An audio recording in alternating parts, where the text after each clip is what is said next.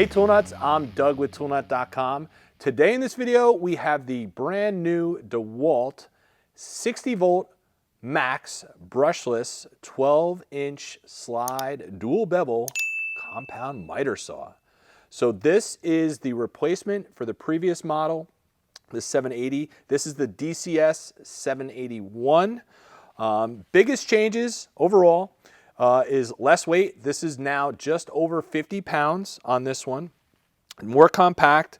It's also a single battery as opposed to the previous model was a dual battery model, but you're still getting a great runtime with the single battery. It's going to deliver up to 675 cuts in 3¼ inch MDF base molding and up to 255 cuts in pressure treated 4x4 lumber.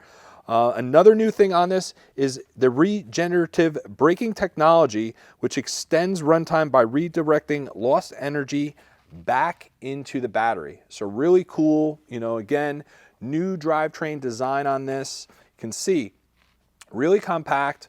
Out of box, it took me less than 10 minutes to set it up. Basically, I just had to put the outfeeds on it. Blade was already installed on it. I was just really unboxing it, getting it out of the packaging, which was very good too. A lot of styrofoam in there to keep everything safe so that when you get it out of the box, it's ready to use and everything's going to work. So let me start off with how this is being sold by DEWALT and how you can buy it at toolnut.com. So the two ways are you can buy it as a bare tool, meaning it will not come with a battery, it does not come with a charger, but you're still going to get the hold down clamp, you're going to get the dust port adapter, you're going to get the wrench, you're going to get a dust bag, and of course you're going to get their 60-tooth blade. The other way to purchase this from DEWALT and on toolnut.com is going to be as a kit. So everything that I just showed you, but it will come with a 9 amp hour FLEXVOLT battery and the charger. All right, so those are the two ways you can buy it. I'm not going to hit on all the specs here. All the specs are on our website, on the product page. The biggest thing of this video is to show what comes with it, how to use the different features on the saw with that. So I'm going to move this stuff kind of back here, get it out of the way so we can start looking at the saw. Wrench. All right, so 12-inch slide feature, very smooth, ball bearing design, uses a standard 12-inch, 1-inch arbor blade, which let me point this out. You can use any brand blade on there. You are getting the one blade with this. The way 12-inch blades are sold is 12-inch with a 1-inch arbor. So more teeth, cleaner the cut. You know, this you could put up to, you know, 100-tooth blade, 80-tooth. It's coming with a 60, which is a fine finish. That's the most common blade on the market when it comes to a 12-inch slide saw. When you're changing the blade, which is very simple, everything on this saw uses the one tool that they give you. You have it here. You're going to loosen the blade and you're going to remove the blade. Be careful. There is a reducing washer in here to reduce it from the 1-inch arbor size on the blade to a 5/8. Do not throw out that washer. If you throw out that washer and you go to put your replacement blade on there, it's not going to work. You can't buy a 12-inch blade with a 5/8 arbor. So I always like to point that out. It's big, all right? So on here you can see very easy to use the miter lock and adjustment here.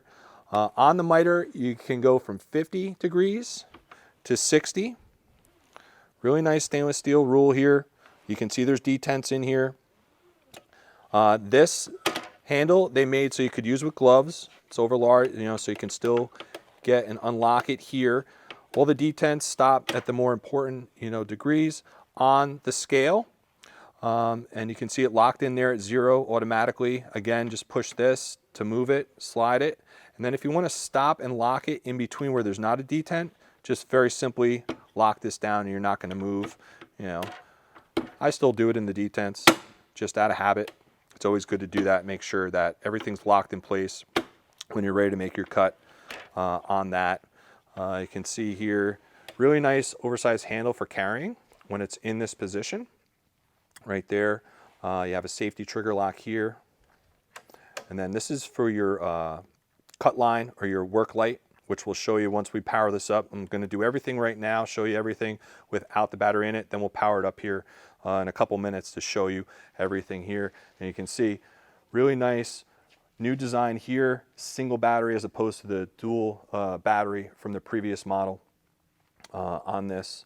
And again, like I said, out of box, very simple to put together. Fences already installed there. The only thing I really had to do is put these out feeds on both sides, tighten the screws, again, with the same wrench on that. Fences are easy to remove. I have this already loosened. You know, it's a quick tighten to adjust this. You know, when you're going to be beveling certain ways on a 45 or more degree, you might have to remove the fence so that it's not hitting. That's why they make this nice and easy to remove. For now, we're just going to leave it on there and in position on that. So let's come over here and we're going to show the lock and unlock feature for the head. See, very easy to do. That position, get it back in, locked in for transport, easy. And then if you want to use it as a chop, just that easy. Right here, you have your preset depth. If you're going to score, maybe do dados, and you don't want to go all the way, you can adjust this to whatever height you want with this foot here.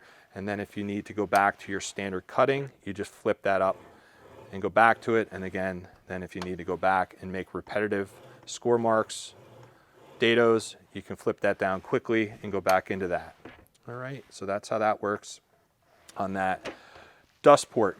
So you can see on here, you have a ring going around that. DEWALT has a new feature on a lot of their dust extractors where there's a quick lock fit on that. So that's for that if you want to use it.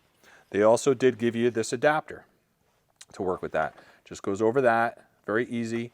And this adapts to a wide variety of other hoses available on the market. I did test it with a 27 millimeter. It does fit on that. 36 would go on the outside. And then you have your 2.5 inch. Other hoses that are on the market, very common. So you'll fit a wide variety. You don't have to use any in particular brand for dust collection. The biggest thing with this saw, they do give you the dust bag. But as always, you're going to get the best dust collection when you're using a vacuum or extractor. This with a vacuum or extractor will get up to 94% dust collection, which is great. The way they directed it now here, you can see it's a new and improved dust collection system. Really nice, rubberized, you know, chute here, directs the saw dust up and out. So you'll get much better dust collection now with this. So again, this is included with that. You do get the dust bag if you're somewhere where you don't want to use an extractor with that. Let's just keep going here. Here's the clamp, can be used on either side. This just drops right in back here, very easy. Have a lot of adjustment here, can lock it in the back, lock it in the front too on your material, works both sides. Easy to remove. It's not like one of those keyed ones where you got to flip it a certain way, get it in. It's just easy. They milled it to keep it in place. There you can see.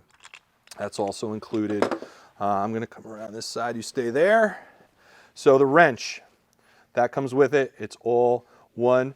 This, you know, end you're going to use is like a torque. And here is for a lot of the screws on here. That's what I used when I put on these bases here. This screw here, I left one out. You can see there's a hole here. So all you have to do is push this in, get it, and then you're going to tighten that. Your blade change is going to be on this side here. And they put a nice storage spot here on the saw for it. Just clicks right in there so you don't lose it. So make sure you're always doing that. All right, so out of box, the other thing, they got a couple other features here that we'll show you on this. I'm going to get the fence out of the way so we can see some of that. There's this. When I took it out of the box, not only did it have a nice styrofoam block and it was locked down in the position to keep it from moving, but you also had this locked into place here. All right, and they had this locked also. That's for, you know, when transporting it so that nothing is moving, bouncing around. You carry it by your handle and by the base. All right, so that's that. The other thing though that you can do if you flip this all the way around, or actually you can store it when you're not using it for either thing I'm going to show you there, goes like that. If you're going to use it the other way though, bring it over, unlock this, locks here. And that's where you're going to get your largest cutting capacity available. This helps keep it in place for you. I still lock the slide just to get in habit with that. all right, but you can see it keeps it, sets it to the position where you're going to get your most cutting capacity. You can see there's a cutout here when you're using your saw, whether you have it mitered or you're straight on cut there. So with the saw, real quick, for cutting capacities, when you have your baseboard vertically here, you're going to get up to a 6.5 inch cut vertically. On your crown molding nested like this, you're going to also get a 6.5 inch. And then when the saw is here at 0, you're going to get from the rear of the fence all the way to the front, you're going to get just over 12 inches of cutting capacity from rear fence to the front of the saw. I believe it's actually 12 3/16 inch of a cut on that. So those are your cutting capacities. Again, the rest of the information and specs is on the site that I'm not going to cover here on the video. So the next thing, actually, here, let me move this slightly on that. Take this out, fold this back down. Again, it just goes right there, stores nicely in that position when you're not using it. We already went over the slide here. You can hear it's really super smooth. You know, good ball bearings in there. They did a great job with that. Let's go to our bevel features. Super simple again. Everything they simplified on here, made it nice and easy. Everything you can see is large here. They marked everything, you know, on all the locks here. You can use with gloves, and you're not forgetting. So for your bevel, this is a dual bevel, so it'll go left or right. You're just going to loosen this. You know, this will go the one direction. All right, and I went to my 45, but on the saw, you have these flaps for preset bevels. This is a 22.5. So if I flipped it this way, and then here, you know what, since we're going to go back, it's not going to go that way until I undo this. So I have to slightly, if you're at 0, you're going to notice you can't pull that out. You have to slightly go this way a hair, pull it out, set it, and then now if I bring it down, it pre-stops at the 22.5. And you have a couple of these with presets. That'll be your next one here on that. And then if I go all the way out of the way, it's going to stop at 45 as long as my fence is out of the way. Don't forget to make sure that you have enough space that everything will clear, especially if you're using the slide. You know, sometimes you might have to remove these, and that's why they make it so that and if not, lock it into place so nothing's rattling around or getting in the way of your cut. And then make sure you always are tightening for that. And it's stopping here, actually. I noticed they have these bars here. That's where it's stopping on both sides. There's another one on the other side that stops it at 45 on that. So again, just loosen here to go back.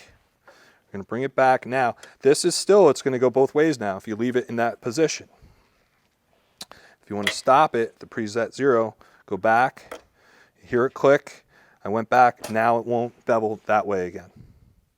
So that's how you use a bevel, and always make sure that you're locking everything back into place. So let's power it up because I want to show this new CUTLINE feature. There's a light on this. It's really cool. So not only is it giving you like a work light basically, but it also makes like a negative in your material to give you your cut line. So I got it powered up here. You can hear the powered up. So that's how quick your stop is going to be. You can see the lights on. Now, if I bring my board here and I bring it down, you can see that light is making a negative on there. Now, yes, you can see the teeth in there. If you power it up, that'll go away.